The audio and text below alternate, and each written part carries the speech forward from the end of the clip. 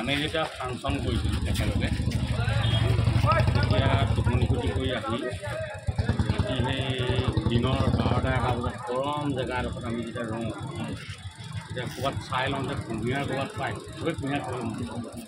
আমি কুঁহিয়াৰ পেৰা জেগা এটা লৈ দিলে চবেই কুঁহিয়াৰ গ্লাছত মানে কুঁহিয়াৰ জুবিনদাই কয় যে কুঁহিয়াৰ এনেকৈ খাই মজা নালাগে তাৰ পৰা এডাল কুঁহিয়াৰ টুকুৰা এটা খুৱাই লয় লৈ লৈ দাঁতেৰে এনেকৈ বাকলি চিৰাই তেওঁ চুবাই খায় সেই কথাটো কৰি পৰা মোৰ মনলৈ আহি আছে আমাৰ প্ৰসাদতটো বিচৰা কুঁহিয়াৰটো দিয়ে ন সেইকাৰণে মই নিজৰ ফালৰ পৰা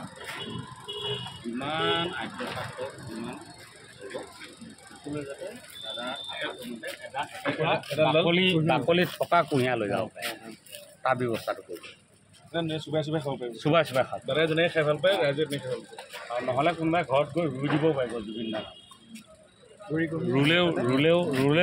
ৰুলেও হেৰি হ'ব হা পাপ আছে মূৰা আছে তাতে 6,000 টুকুৰা আছে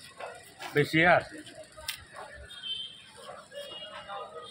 জয় জুবিন দা মিঠা মানুহ মিঠা হৈ থাকক আৰু মোৰ গোটেই গানবোৰত মিঠা ঢলা মানুহটো কোনো জুবিন দা সেইকাৰণে